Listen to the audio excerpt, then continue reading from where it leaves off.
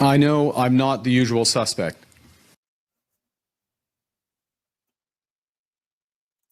Brendan Hanley, and I'm the proud Liberal Member of Parliament for the Yukon.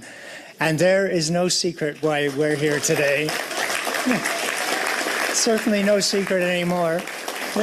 We're watching history unfold.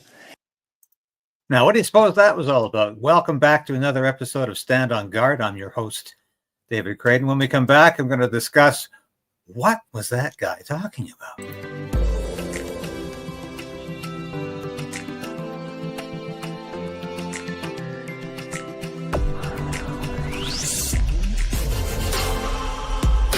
We need a political change. But we also need to resolve to resist.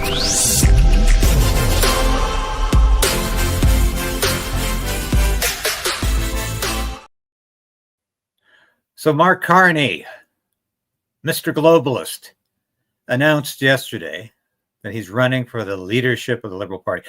Wow, what a surprise. We've been waiting for that for months. For the life of me, I don't know why anybody who's reputedly so intelligent wants to run for the leadership of a party that is is headed for extinction. But listen to him. I'm here to ask for your support.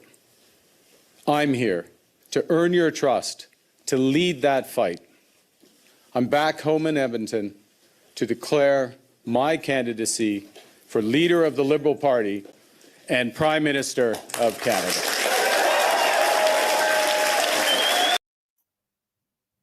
That's about as exciting as things got yesterday. He's back home in Edmonton. Who knew Mark Carney had any connection to Edmonton? But suddenly he's the guy born in the Northwest Territories, growing up in Edmonton. This is a guy with 3 passports, 3 citizenships. Canada, US, and Ireland. Mr. Globalist, he's been the UN Goodwill Ambassador for climate change for the last 3 years. That's what Mark Carney is all about. But this is Mr. Bay Street. He's Toronto. He's Ottawa. He's London. He's New York. He's WEF in Davos, Switzerland. That's Mark Carney. When's the last time you think he made an appearance in Edmonton? But you had to be there, or at least I watched this news conference yesterday, or this leadership announcement, and at times it was just hilarious. Because, and this is, by the way, this is how Mark Carney announced his leadership campaign on X yesterday. I'm in. I think we knew you were in, Mark. Although, for the life of me, I'll say it again. I don't know why, because you might be prime minister for a week, but I guess that's all you'll be in the history books. A lot of folks in the comments are saying, how can he be prime minister and not have a seat? Yes, he can. Yes, he can. You can be a cabinet minister and not have a seat. You can't sit in the House of Commons. You recall Jagmeet Singh was the leader of the New Democratic Party without a seat for quite some time. He used to have news conferences out in the lobby because he couldn't sit in the House of Commons. So he would be watching from the foyer. But no, he doesn't need a seat. He will be the next prime minister if he wins the Liberal leadership campaign. And if Justin Trudeau doesn't decide he really wants it at the last minute here. So, by the way, I should take some time, recommend this station to your friends and family, because I'm being suppressed again by YouTube, but that's life, eh? But please subscribe if you haven't. I need to boost the subscriptions this month, and please like the station now so we can beat the YouTube censorship, which we're up against all the time, especially when we talk about Mark Carney. I wonder why that is. You suppose YouTube likes Mark Carney? I think there might be a chance of that, actually. But let's explain something to you. I wrote a column yesterday. And if I can find it here, yes.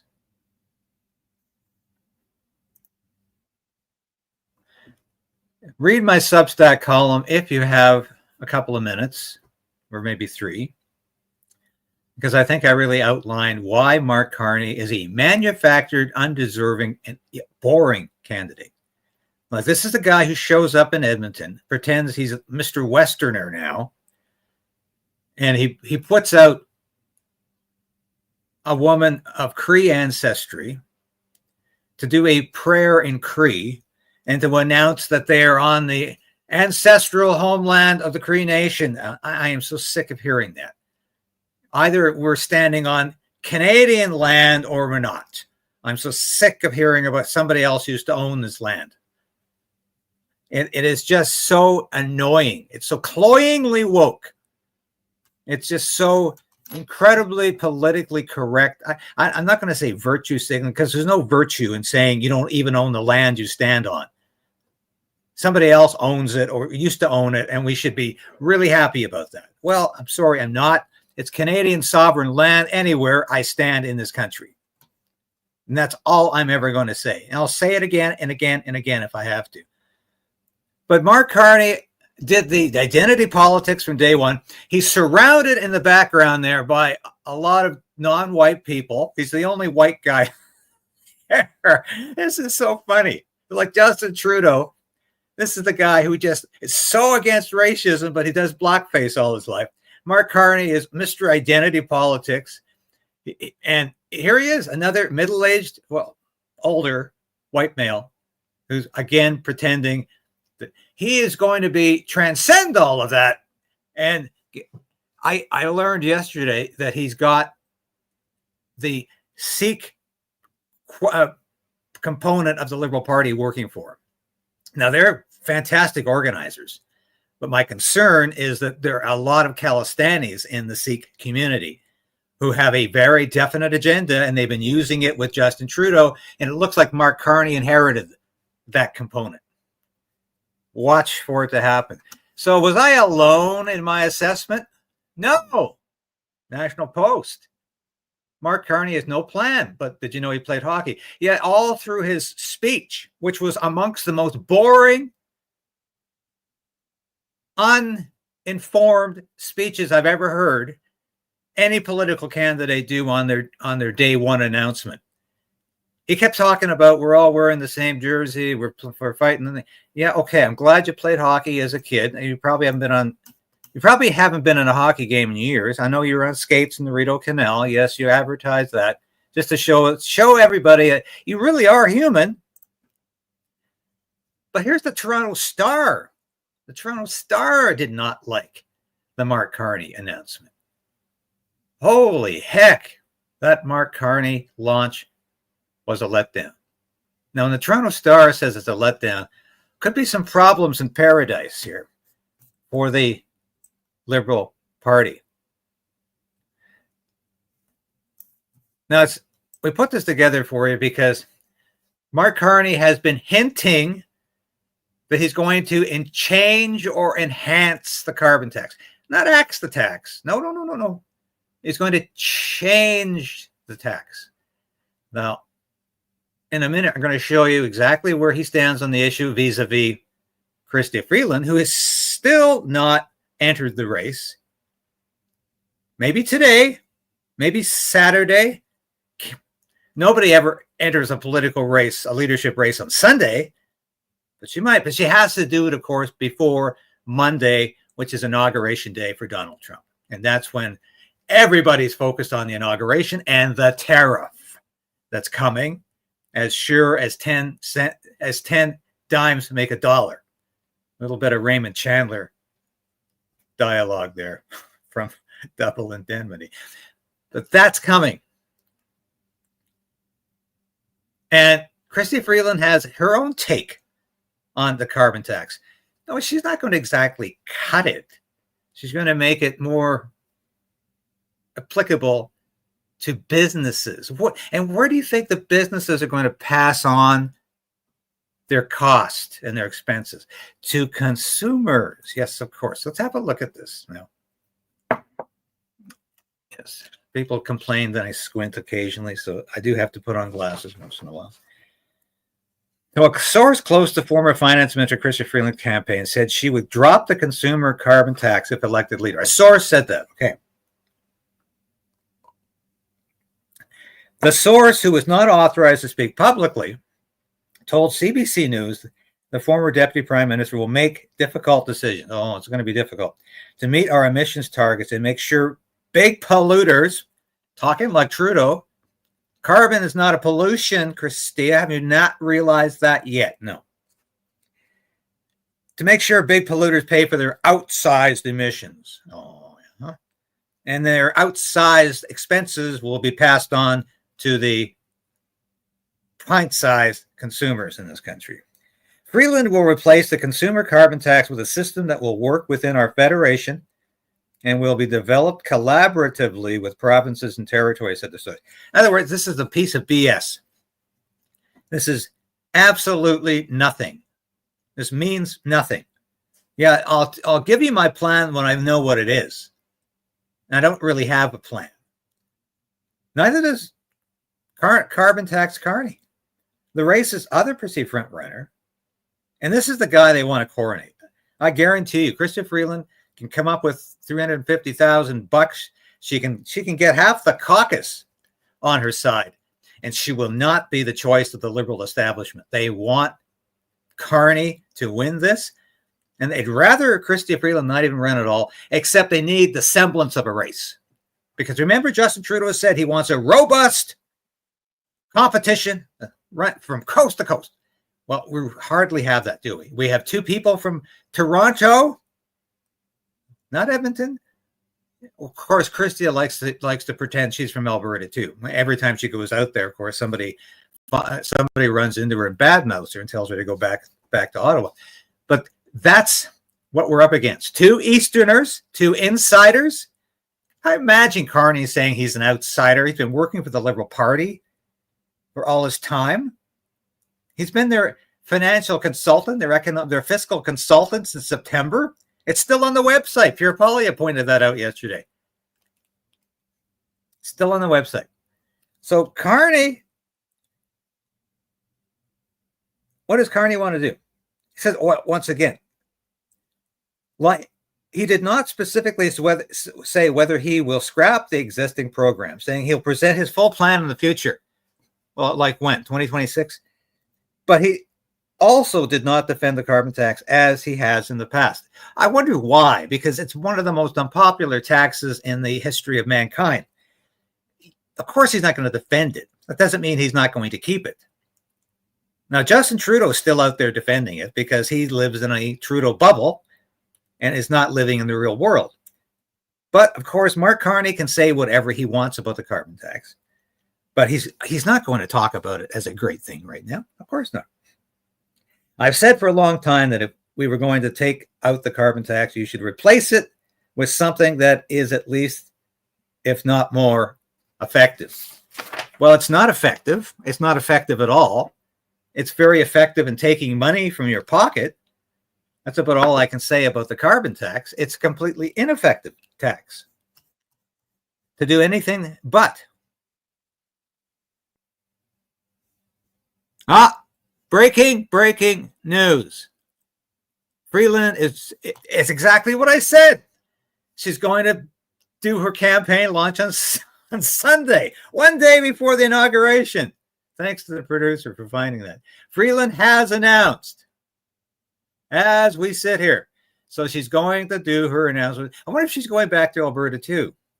Yeah, well, we'll have to see about that.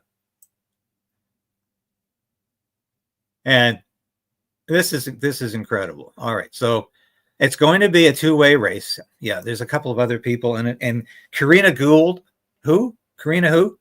Yeah, Miss Orwellian censorship. She is probably going to announce as well. Well, she's going to have to announce before Monday, or else nobody is even going to notice. No, but let's listen to what Mark Carney had to say yesterday. This is a man who is like Justin Trudeau and Valium.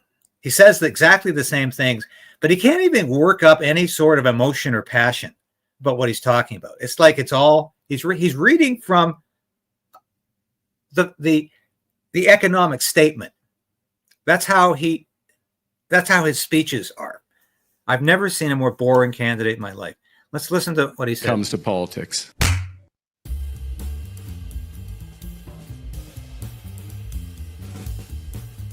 There he is. Now, what do you suppose they were talking about here? These are pictures provided by the Prime Minister's office, actually to Toronto Sun's Brian Lilly, who released them the other day. This is Justin Trudeau and Mark Carney having a tete-a-tete private meeting. What do you think they're talking about? You think Mark Carney said, hey, Justin, let's trade jobs. I'll be Prime Minister and you can take my UN job. They need somebody like you as the UN Goodwill Ambassador. Just wondering. And our climate is changing in ways that threatens livelihoods from Fort Mac to Fort Smith. And then on top of that, as George just mentioned, in just 4 days, the United States will swear in Donald Trump as their 47th president, a man who threatens economic force on his closest, most steadfast allies, including Canada. No. Canada needs change. No. But not just any change. Let me tell you one other thing. I don't know how many times he said change or how liberals have said change over the last few days. Anybody stupid enough to believe that Mark Carney represents change simply doesn't know who Mark Carney is. Mark Carney is anything but change. ABC. In these times, sending Pierre Poilievre to negotiate with Donald Trump is the worst possible idea. I can think of one other politician I might not send. And who do you think that might be? Who's the other politician you might not send, even though you're standing in her province right now? Could be Alberta Premier Danielle Smith, who you would not want to send to negotiate with Donald Trump, although she's been the only Canadian leader who's actually been negotiating with Donald Trump. Think about that. Justin Trudeau has been completely ineffective in negotiating with Donald. He's not negotiated. He had dinner with Donald Trump, and the two really haven't spoken since. Donald Trump has been ridiculing Justin Trudeau ever since as a governor of the 51st state, talking about annexing Canada. That's how effective Justin Trudeau has been in negotiating with Donald Trump. Premier Smith has been down to Mar-a-Lago and actually had comprehensive discussions with Donald Trump. And she's going back on Monday for his inauguration. Justin Trudeau wasn't invited. Danielle Smith is invited to the inauguration, and she will continue to talk to Donald Trump about how we can get through this tariff, how we can improve border security, how we can actually go beyond these rash threats. it just came to me in the last 24 hours.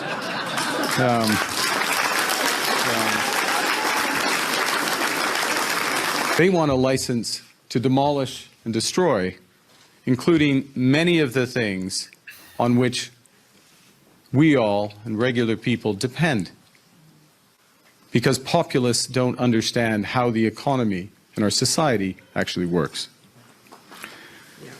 Their three-word sound bites won't solve problems, but they will hurt regular people. Now, who's been hurt most by the last 9.5 years of Justin Trudeau? Regular people, which is a commodity that Mark Carney has never really met. He's not regular, folks. This is a guy who hides out with Klaus Schwab in Davos, Switzerland, with other WEF acolytes. That's what Mark Carney is. That's the crowd Mark Carney hangs out with. He doesn't know any regular Canadians who have been terribly affected by Justin Trudeau's reckless economic and environmental policies of the last 9 years. And there are many, many, many differences between me and Pierre Poilievre. I hope there's many, many differences between yourself and Pierre Poilievre, but there's not very many differences between yourself and Justin Trudeau. In fact, you are made from the same mold. You're just a lot more boring. And as I said, this guy is about as inspirational as a ride home on the subway after work. He is like watching the paint peel off your wall. He's like polishing your shoes or reorganizing your cutlery drawer. This guy is incredibly uninspiring. In fact, I watched him. I was so inspired by it not being inspiring that I wrote a column about it. But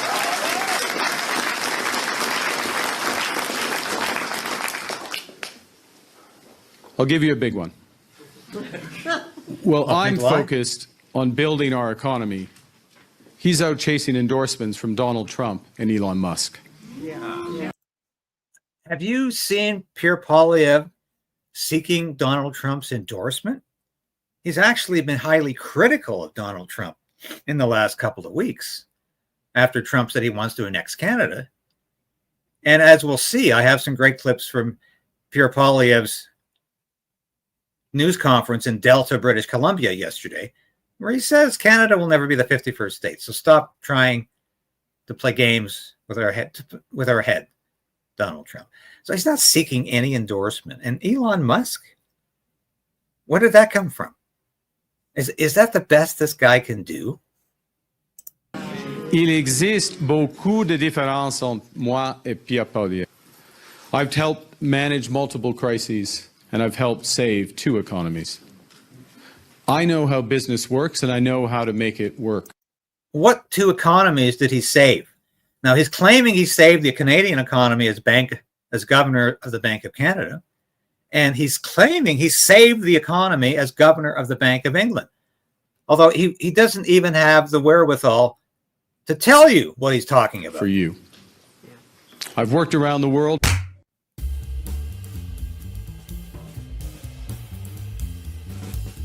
Let's have a look at this. Mark Carney. He sees himself as European. I am European, actually, he told a moderator in a World Economic Forum session posted to social media. I'm an Irish citizen, speaking as a European. Thank you, Joe Warmington from the Toronto Sun, my friend, for enlightening us about that little piece. Now, in the UK, I saw firsthand what happened there after years of conservatives shouting that their country was broken.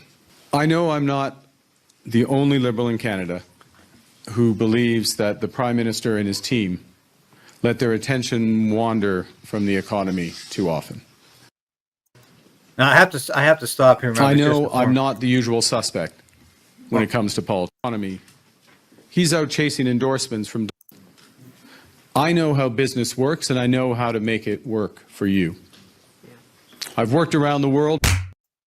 Okay, get back to this because I think I unintentionally said that Mark Carney is a citizen of the United States.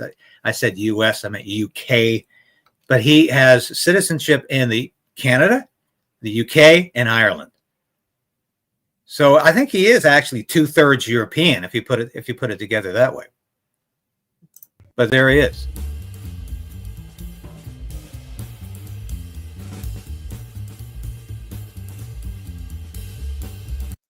Now, so if you want it. In the UK, I saw firsthand what happened there after years of conservatives shouting that their country was broken. All right. This is totally fallacious. This was not the mantra of the UK Conservative Party, that the country was broken. They were in charge of that country for much of that time. And so what were they talking about? What is he talking about? Certainly the UK is broken, but the Conservative Party in the United Kingdom is exactly like the Labour Party. There's no difference. It's like the Liberals and the NDP. There are no differences now. I know I'm not the only Liberal in Canada who believes that the Prime Minister and his team let their attention wander from the economy too often. Okay. Here's a little bit of criticism of Justin and Chrystia Freeland. She wasn't paying close attention to the economy.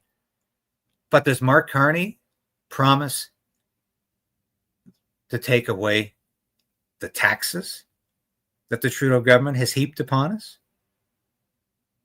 No, not at all. He's not promising anything except blood, sweat, toil, and tears under a Liberal government that continues to make our lives difficult. And that's a nice way of putting it.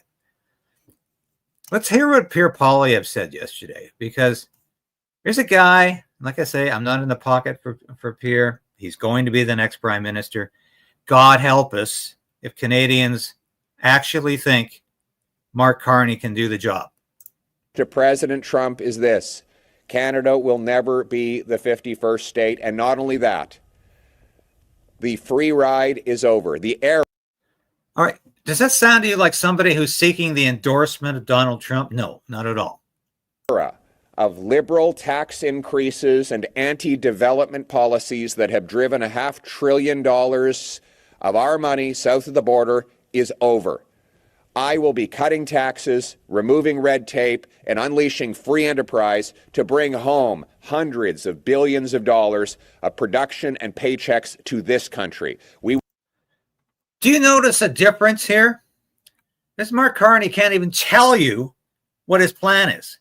Can't tell you how he's going to cut taxes. Can't tell you what he's going to do with the carbon tax. Can't tell you what he's going to do about the economy, except he's really, he's an expert on it.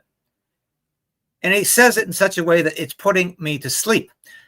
This Pierre Poilievre being quite forceful in enunciating and articulating actual policies. He's not hinting at things here. He's telling you what he plans to do. Will be a fierce free enterprise economy that delivers powerful paychecks to our people, that will allow anyone from anywhere to achieve anything, that guarantees that hard work gets you a powerful paycheck that buys affordable food and homes in safe neighborhoods. That is how we bring it home for Canada. All right, so Poilievre was at Delta yesterday to talk about the capital gains tax. Yeah, and Pierre Poilievre knows we have to get rid of the capital gains tax because it's not hurting rich people, it's hurting middle class people. Justin Trudeau knew that too. Chrystia Freeland knew that too, and she defended that capital gains tax fiercely. Poilievre wants to cut it, axe it, along with the carbon tax. Well, first of all, I think that the first thing that President Trump should do when he gets into the Oval Office is to send a big bouquet of flowers to the Liberal government in Ottawa. By blocking pipelines and LNG plants in Canada, the Liberals have forced Canadians to sell almost all of our energy to the United States, giving President Trump massive leverage in making these tariff threats. Had they allowed the Energy East and Northern Gateway pipelines to go ahead, had they rapidly approved LNG plants to sell the natural gas that Japan, Greece, Germany, and other countries were looking for us to sell them directly, we wouldn't have to give 100%, almost 100%, of our hydrocarbons to the Americans at discount prices. And do you see what he's saying here?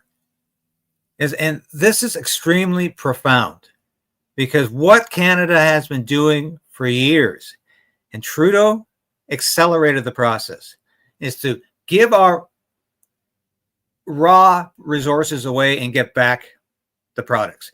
And that includes giving the United States at discount prices our crude petroleum, and we buy it back as refined gasoline for your cars. Now that is what Trudeau has continued. And because, you remember, Germany wanted to buy our liquid natural gas, Trudeau said, no, there's no business plan here. Your lost billions, tens of billions of dollars on contract. And because this Liberal government kept canceling pipelines, we can't send our oil and liquid natural gas anywhere else but the United States. So that's who's put us in this dilemma. Poilievre realizes this. That this is, and I love the way he characterizes this situation of giving the Americans our crude at discount prices and then buying it back at inflated prices. You wouldn't have had to ask me that question, because I would have answered in that scenario. I would have answered, we'll go around the Americans. We'll sell our energy directly. But that's something that the Liberals would not let us do. Freeland supported killing the Energy East pipeline, which would have moved 1 million barrels of Western oil to the St. John refinery and off to Europe, by the way, which would have helped defund Putin. Carney testified in the industry committee that he was against the Northern Gateway pipeline to take Canadian oil to Asia without going through the United States, by the way, while his company buys pipelines in the Middle East and in Brazil. How unpatriotic is that?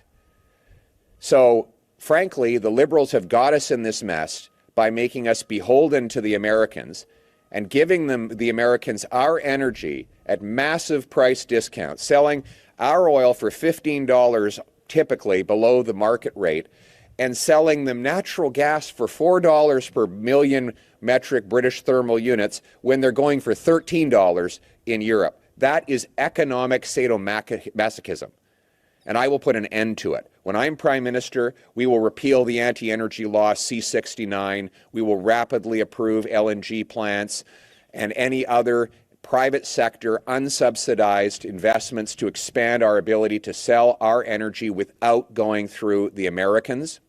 And I will unite our people.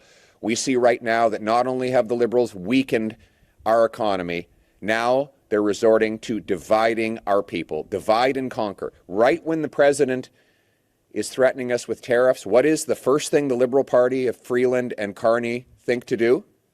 Divide Canadians. Divide our provinces. We don't need to be divided. We need to be united.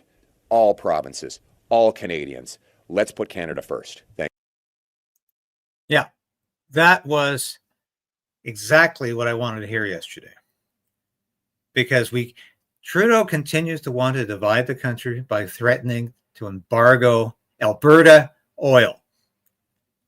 He knows what the response is going to be. No, you're not getting your hands on provincial jurisdictions because you created the crisis with Donald Trump. Justin Trudeau has created a crisis that he thinks he can solve by co-opting his political opponents, by co-opting provincial governments, by co-opting faux conservatives like Doug Ford, the Premier of Ontario, who's always been in Justin Trudeau's pocket every time Justin Trudeau needs him for a major announcement, for a major policy decision. I'm sick and tired of Doug Ford. Danielle Smith will be meeting with Donald Trump on Monday. I think we're going to get this resolved because Poilievre and Smith are very close. I think Smith will be able to say, we're going to have an election in Canada very, very shortly. We're going to have a new government. We're going to have a legitimate government. We're going to have a government that's actually supported by the majority of Canadians. And just bide your time for a couple of weeks, for a month. And I think that's going to be effective. But I can tell you this. Mark Carney demonstrated yesterday that he is an utter failure as a leader. He has absolutely nothing to offer. In fact, I would even say he's got nothing to offer the bankrupt, on the verge of the extinction Liberal Party. Because if you watched his speech yesterday, and as I said, even the Toronto Star said the guy just can't do it. He really hasn't got much to offer, except more of the same that we've had for 9.5 years under Justin Trudeau. It's time for a change, all right, but Justin Trudeau knows Mark Carney's not a change. He's an extension of Trudeau's policies, And all he lacks is a little bit of the venom that Justin Trudeau has, a little bit of that hostility to average Canadian. He pretends, Mark Carney pretends that he really is on your side. Justin Trudeau could never be convincing about that. Mark Carney went to great lengths yesterday to say the answer is not on the extreme left either. And I'm surprised we didn't have some of these so-called conservative columnists saying, you know, Mark Carney might not be such a bad idea for Canada. The same ones who supported Liberals in the last Conservative Party of Canada leadership race, who couldn't see that there was only one person running who was truly conservative and who had a chance of winning, that the other folks in that race, with the exception of Leslyn Lewis, were fighting for red Toryism and for the Liberal Party. So thank you for watching. Let's have a look at our merchandise, which continues to be popular.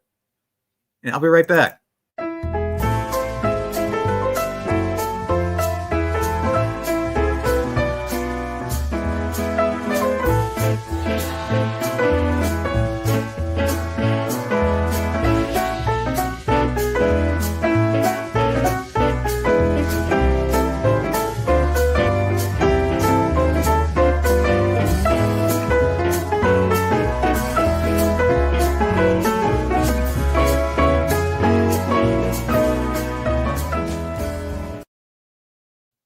Thanks for watching today, folks. God bless you. I hope you enjoy your Friday. I'll be back again tomorrow. And I have a special announcement. I'll be participating in a very special broadcast Saturday night. I'll have more information about that for you tomorrow morning. We'll be back again tomorrow. Continue to resolve to resist. And I'll be back with all the news you need to know.